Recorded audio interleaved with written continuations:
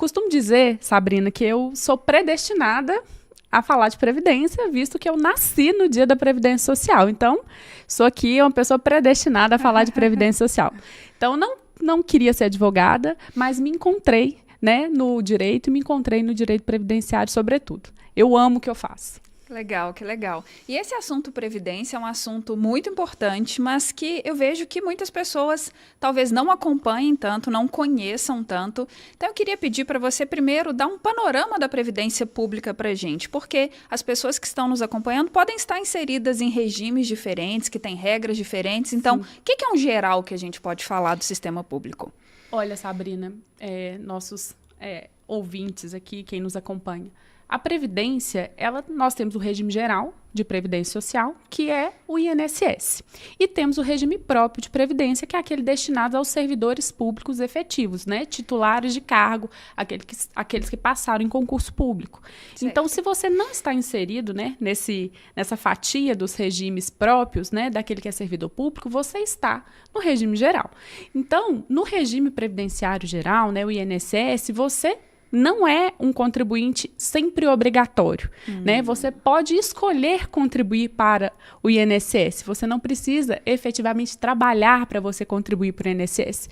Então, o regime geral, ele abrange todas essas pessoas, aquelas que trabalham, aquelas que têm carteira assinada, trabalham por conta própria, o MEI, o dono de empresa, a dona de casa, o desempregado. Então, todas essas pessoas, elas podem estar inseridas no regime geral de Previdência Social. Isso Legal. É muito bacana, que é um regime universal, né? Ele abraça todo mundo. Então, quem quiser fazer parte do INSS está convidado a fazer parte. Legal. Então, a gente tem o regime geral e o regime próprio.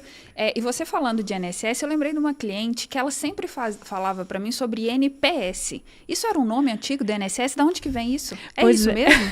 Sim. INPS, INAMPS. Então, eu já escutei essas siglas. São nomenclaturas que acompanharam o nome do INSS até chegar efetivamente no Instituto Nacional de Seguridade Social. Então, são nomes antigos do INSS, que antes abarcavam saúde, então tinha uma divisão diferente. E hoje nós temos o INSS. Mas esses nomes, INPS, NAMPS, a gente entende que é o INSS. Legal, legal. E esse é um sistema que existe há muitos anos, né? E ele já passou por várias reformas ao longo desse período. E, salvo engano, a última reforma foi em 2019. O que em geral acontece nessas reformas? Tem alguma tendência que a gente pode ver? O que costuma mudar? Especialmente nessa mais recente, né, de 2019. Então, Sabrina, o regime geral e o regime próprio, eles vêm passando por reformas da Previdência. E essa reforma de 2019, a gente fala que foi uma reforma expressiva. Por quê? Antes da reforma da Previdência, não se era exigida uma idade mínima para a aposentadoria por tempo de contribuição. E hoje, né, após a reforma de 2019, com a emenda constitucional 103, passou-se a exigir uma idade mínima para uma aposentadoria. Então, a exceção das regras de transição, né, que a gente vai falar um pouquinho aqui no decorrer do episódio, mas você tem uma idade mínima para aposentar. Então, hoje, nós costumamos falar que nós temos uma aposentadoria em formato único. Ela exige um tempo mínimo de contribuição e uma idade mínima. Então, não tem como hoje, quem começou a contribuir depois da reforma da Previdência, né, depois de 2019, de novembro de 2019, não tem como se aposentar sem ter uma idade mínima e sem ter um tempo mínimo.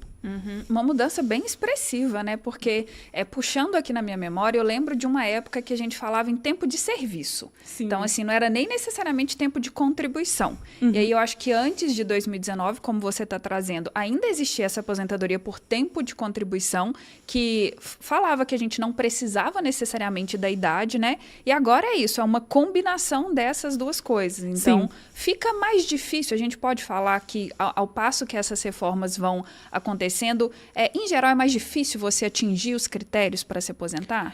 Então, na verdade, não é que fica mais difícil, é que a gente tem que planejar melhor. Boa. Sabe? A aposentadoria, ela vai acontecer em algum momento e a gente não costuma dar importância nisso. A gente só costuma dar importância quando está chegando perto de se aposentar, né? Então, as reformas, elas vêm, né, com o passar do tempo, para poder ajudar esse sistema, né, dessa parte atuarial, que você sabe muito bem, porque a Previdência, ela tem que se pagar. Né? A gente tem que pagar. Aqueles que estão trabalhando, eles têm que pagar as aposentadorias daqueles que estão descansando agora. Então, esse sistema e essa pirâmide, né, ela está se invertendo.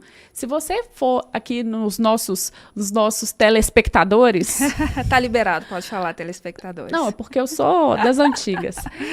Comentarem aqui pra gente quantos filhos seus pais tiveram, quantos filhos seus avós tiveram. E, além disso, qual a idade que você saiu de casa?